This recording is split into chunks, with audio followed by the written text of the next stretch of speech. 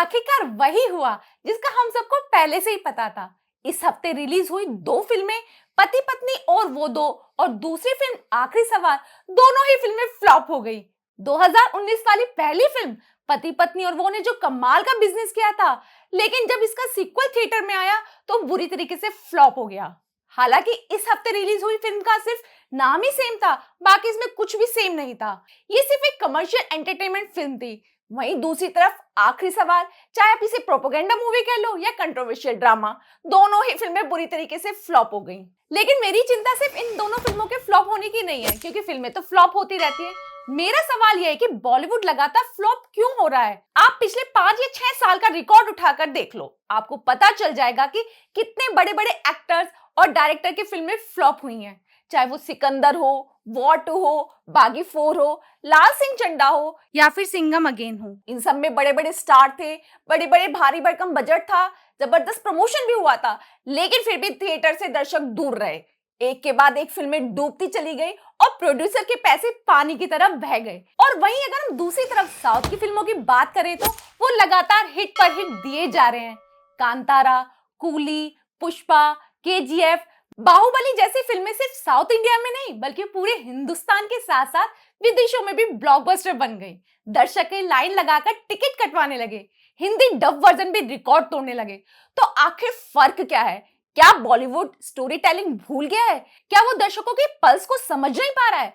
क्या साउथ वाले rooted in culture, emotion और एंटरटेनमेंट का सही मिक्सअप दे रहे हैं जो बॉलीवुड दे ही नहीं पा रहा है? आज इसी मुद्दे पर खुलकर बात करेंगे, बॉलीवुड वर्सेस साउथ सिनेमा, कि क्यों एक फिसल रहा है और दूसरा उड़ान भर रहा है। क्या बॉलीवुड अभी भी वही अपने पुराना फॉर्मूला फिल्मों, नेपोटिज्म और प्रोपेगेंडा पे अटका हुआ है, या फिर दर्शक बदल गए हैं जो अब असली कहानी, सॉलिड स्क्रिप्ट और कल्चर कनेक्ट चाहते हैं? तो वीडियो को अंत तक जरूर देखना, क्योंकि आज हम इस सच्चाई को खोल कर रख देंगे। तो दोस्तों, 90 के दशक से लेकर 2010 तक बॉलीवुड का राज था। फिल्में रिलीज होती थी तो पूरे देश में चर्चा छा जाती थी। 3 इडियट्स ने 460 करोड़ कमाए, चेन्नई एक्सप्रेस ने 423 करोड़। स्टार पावर, गाने, डांस, रोमांस सब कुछ होता था। लोग थिएटर में घर घर से जाते थे। लेकिन धीरे धीरे वही पुराना फॉर्मूला थक गया। वही लव ट्रायंगल, वही नेपोटिज्म, वही रिमिक्स गाने, पब्लिक बोर हो गई है। 2020 के बाद तो हालत और भी खराब हो गई। कोविड के बाद थिएटर खुले तो सही, लेकिन बॉलीवुड की बड़ी फिल्में एक के बाद एक फ्लॉप होती गईं। आदिपुरुष जैसी फिल्में 350 करोड़ के बजट में सिर्फ 140 करोड़ कमाकर डूब गई। स्टार्स की फिल्में 100 से 200 करोड़ पर ही अटक गई। थिएटर खाली पड़े रहे, प्रोड्यूसर घाटे में डूब गए। लेकिन साउथ ये चुपचाप अपना काम करता रहा और एक दिन पूरे देश को हिला दिया। 2015 में बाहुबली आई, जिसने आते ही सबको शॉक कर दिया। फिर आई बाहुबली 2, जिसने 1810 करोड़ से ज्यादा की कमाई की, और वो भी पूरे भारत में। फिर आई RRR, 2022 में उसने ग्लोबल ऑस्कर जीता, और नाटू नाटू पे तो पूरी दुनिया ही नाच उठी। KGF 2 ने 1200 करोड़ पार किए। पुष्पा 2 ने मास अपील दिखाई। 2025 की बात करें तो कन्नड़ा सिनेमा से कांतारा चैप्टर 1 ने 850 करोड़ कमा के सबसे बड़ी हिट का रिकॉर्ड बना लिया। वहीं अगर हम मलयालम फिल्मों की बात करें तो लोका, L2, थर्डुरम, इन्होंने भी कई बड़े बड़े रिकॉर्ड तोड़े। तेलुगु और तमिल में भी बड़े बड़े प्रोजेक्ट चल रहे हैं। क्यों?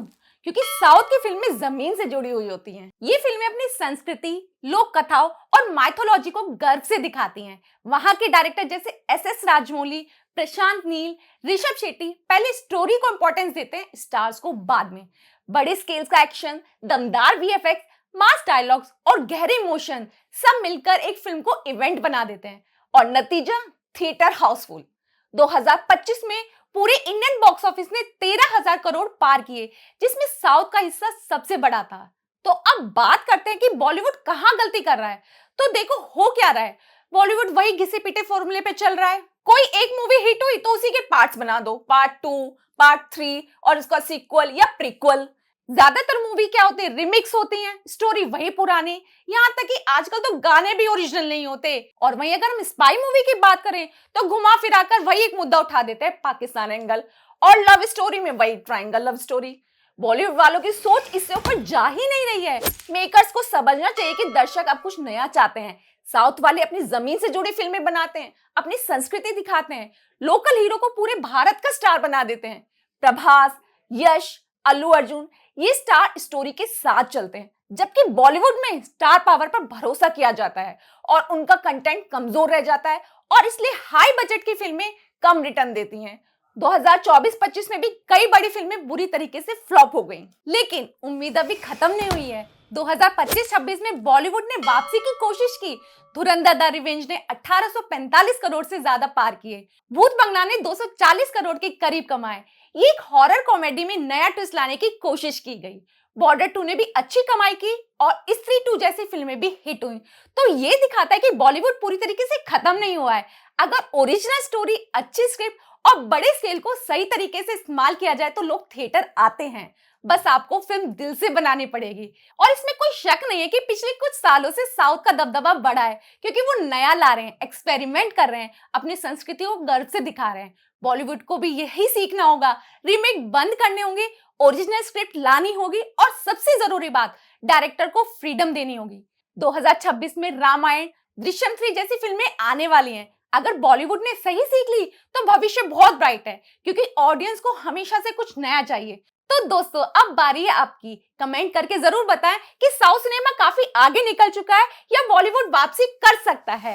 वही वीडियो अच्छी लगी तो वीडियो को लाइक, चैनल को सब्सक्राइब करना ना भूलें और रिच फ्रेम के साथ जुड़ जाएं। Thank you, bye bye.